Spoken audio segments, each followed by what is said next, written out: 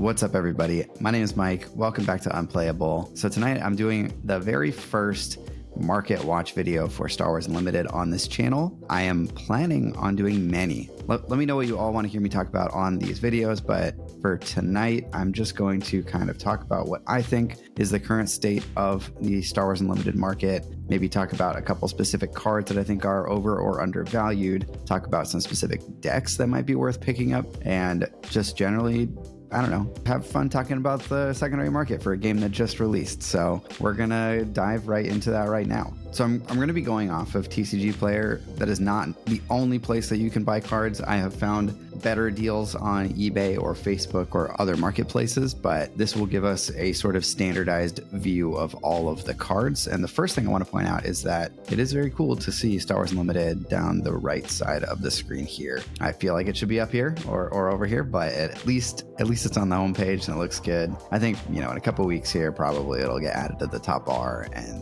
as people are buying cards, because trust me, the market's going crazy right now. Lots of people buying cards. Oh, they do have the nice banner up here that I just now noticed because my brain just likes to pay attention to things like that. But we do get to take a look at all of these cards here, and man, these showcases look so nice. So I guess first, in general, the market is incredibly volatile right now. Things are fluctuating in price from like hour to hour, and that's the function of this being a brand new market. That's just going to happen, and I think things will settle here in a couple weeks or so once supply and demand even out a little bit, and the market has had a little bit of time to establish itself. So let's dive into this. Let's talk about the showcases first. We've got at the top, we've got Boba Fett at $675, and then IG-88 at the bottom, which I pulled two of. My only showcases that I pulled were two IG-88s at $95. So let's dig into these a little bit and see what is actually selling. So IG-88, yeah, not a lot of activity on IG-88 in general.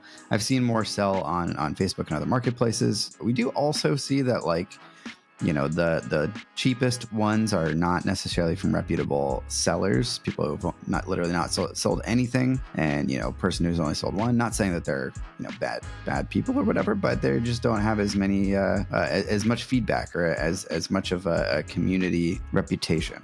So I guess the cheapest real one, if we want to call it that, is 120, which is obviously still quite a bit cheaper than a lot of these other ones. And, IG-88 kind of deserves to be the cheapest one, although his art looks sick. So I'm not just pumping my bags. I do really like it. And at the top, we've got Boba Fett, the undeniable, absolute king of showcases. First of all, incredible art. The colors look so much different than any of the other cards. It really stands out. And Boba Fett is obviously an insanely powerful leader. So he is the one that everybody wants. He's the one that everybody's paying for. There have been several sales, although not that many on TCG Player, around the $400 or $500 range. So it is not actually selling for this $675 price. I personally bought mine for $415 and don't think I would even consider spending this amount of money at this moment. If it keeps going up, in the future, maybe. But right now, this is not the real market price of this card. So this $433 is probably more accurate, even though you can't buy any on TCG Player for that price. But still, Boba Fett is worth about 4 times as much, or 3.5 times as much as IG-88. And, like I said, that makes sense. All the other showcase leaders are sort of spread the gamut between that. Most are under $200 now, and then a handful that are either really cool, really iconic, great art, or powerful characters are at the top above that $200 level. Would I buy a showcase right now? I've been buying showcases for my collection. I don't know if it's a good idea or not. Like I said, the market is super volatile, so it's hard to tell, hard to say. My plan is just to buy one every few days or so, and kind of some I might overpay for, some I might end up underpaying for, and it'll hopefully even out over time. So it'll be really interesting to see what happens with these showcase cards over the next couple of weeks and months. And I'm really interested as well to see what happens to the set 2 showcases when they're released, because by then the value of a showcase should be kind of a known quantity, because it'll have been 4 months. And yeah, I'm just really curious to see where they end up settling. I could see them going up, I could see them going down. I can't see them going down too much. I feel like Like these ones, from like Thrawn down, maybe even from Iden down, are sort of like they seem right to me, but I guess we'll see. It depends on how many packs are open and how many people really want these. The one thing is that, like these cards, you only need one of them to play basically forever, because you only have 1 leader, whereas some of the other cards that we'll get to in a little bit, they're on the expensive side. You potentially need 3 of them for your deck. So obviously showcases are the chase cards of the game, and it is good to see that they are holding some value. I think that's generally good for the game, and I think that is going to lead to a lot more booster packs being opened, and ultimately it's going to lead to a more affordable game if you're just playing with the normal cards, because more supply of those cards will end up on the market because people are going to open packs to try and get showcases. So let's talk about some of those cards. And I the big 2 here are Darth Vader and Boba Fett. So let's take a look at these 2. They're not too far away from each other in price. We've got Darth Vader at $64 on the low side. Looks like, pretty close to 70 here. And then Boba Fett, $52. If we go to the more legit ones, quote unquote, we see, this one at 55, which, maybe that's a good deal, because the next one is at 62 or 63. So we've got 2 very powerful cards that are likely to see play for a very long time. And, it makes sense that these are at the top. I don't think $60 or, $50 is like too insane of a price in today's world for the best legendaries in the set that, like literally Boba Fett, I think, goes in every single yellow villain deck. Darth Vader probably goes in every single green villain deck. So there is a lot to like about those cards and a lot of value there. The interesting ones are the hyperspace ones, or at least the interesting ones to me, because the Darth Vader is $30 more than the normal one. Maybe if you go down a little bit, it's like $40 more, but it's not, it's not that crazy, and it looks so sick. And the foil version of this is definitely on the pricey end. $170. It rivals and surpasses a lot of the showcase leaders. And I think this makes a lot of sense.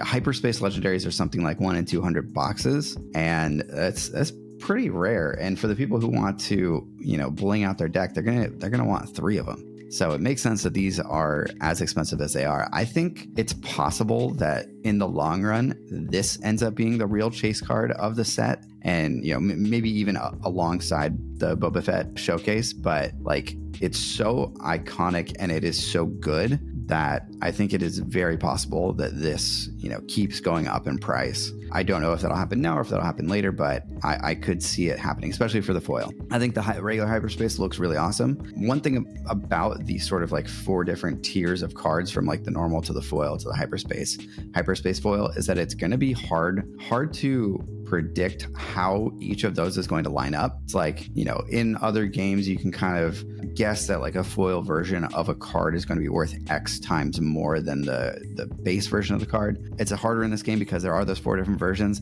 I actually think that the normal foil version of the card is going to be the least desirable, because a lot of people don't really like foils in general, and it doesn't have the cool hyperspace treatment. So like, it's not the best, and it's not that much cooler than the normal version, and it feels like it's kind of just in a little bit of an awkward position. But I wouldn't be surprised if those were only like 10 to 15% more than a normal version, whereas like a hyperspace maybe is double, and then a hyperspace foil is like even more than that.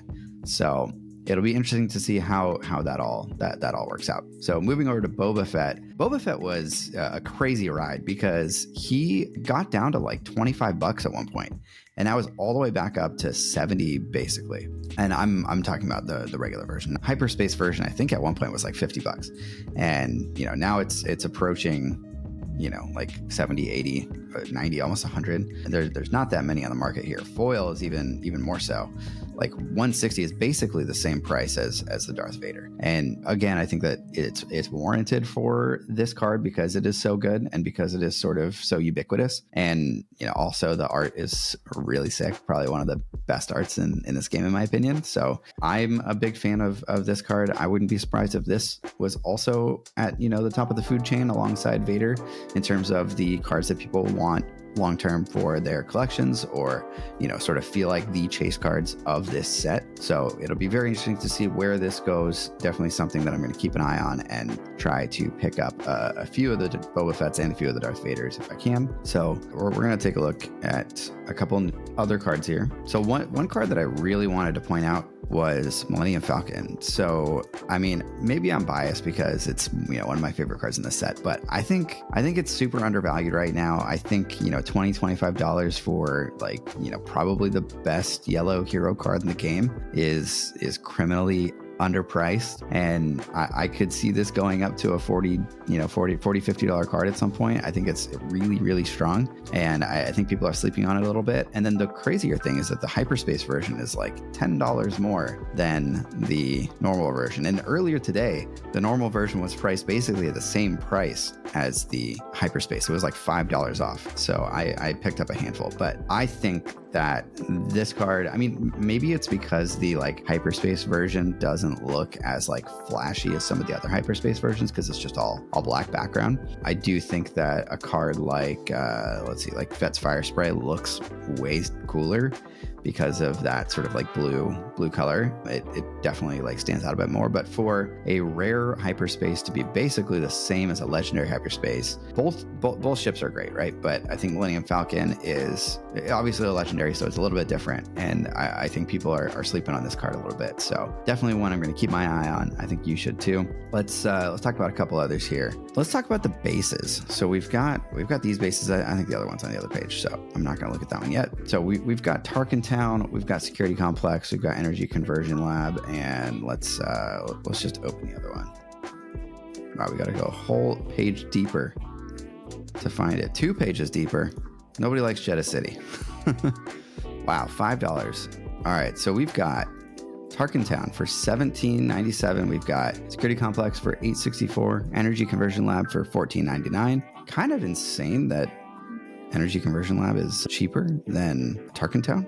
That seems wrong, even though I like Tarkin Town a lot. And then Jeddah City is $5. I think it looks really cool. Obviously, it's clearly the least powerful of the 4, but I do think that the hyperspace bases are going to be cards that are sought after because you always have your base visible on the table. And that is sort of, aside from your leader, the most obvious thing that you look at the whole game. It's right there. People are going to want their most seen cards to look really cool. And I think, I don't know, maybe $5 is fair, maybe $5 is too cheap, but these are ones that I would definitely keep an eye on and take a look at. It is kind of crazy that this is only $15, but maybe we'll pick it up.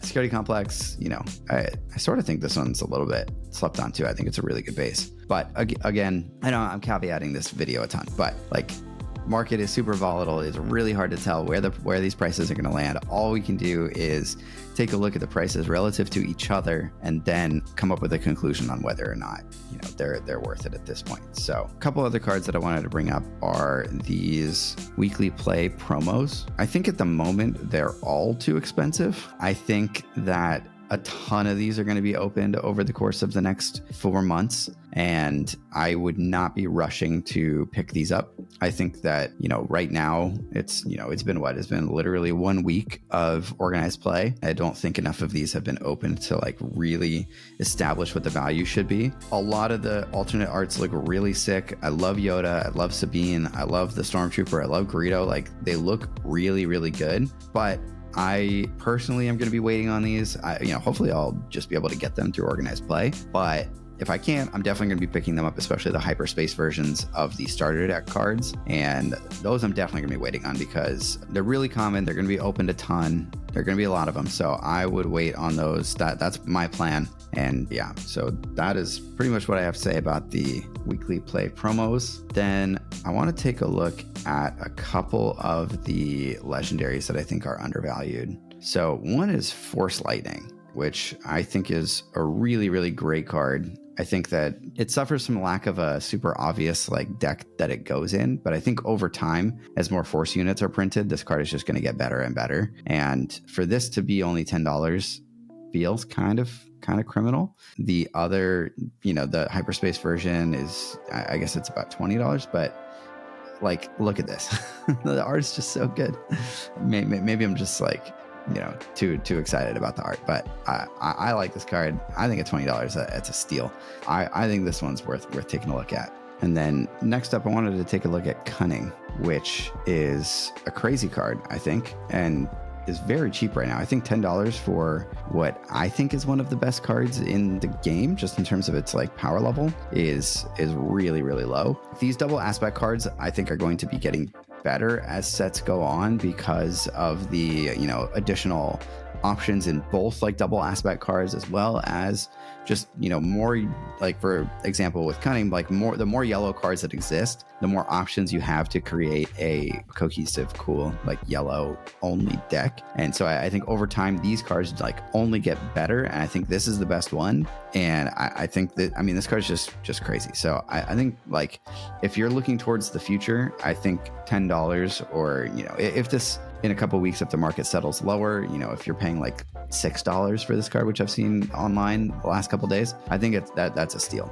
So I'd be looking at Cunning for sure, and probably the other double aspect legendaries as well. Probably worth taking a look at, maybe picking up. So next, I want to talk about deck prices, and we're going to use what a lot of people think are the 3 best decks in the game right now. And if you haven't watched the video by KTOD that went over all 3 of these decks, I definitely suggest that you do that, because you're going to be seeing probably a lot of these, especially Sabine Green, because it is the cheapest at $122.34. I think that the cost of this deck is actually a bit inflated right now, because people perceive these 3 decks as the best decks, and because this Sabine deck is, number 1, the cheapest of the 3, and number 2, probably the easiest to play out of the 3, or at least at a passable level, it's going to generate the most demand. So the biggest number of people are going to want to be playing this deck, especially while the game is so new. I think that's driving up the prices of some of these rares. Like you see K2 is 11.22. You see Red 3 is $15. That's where the majority of the value is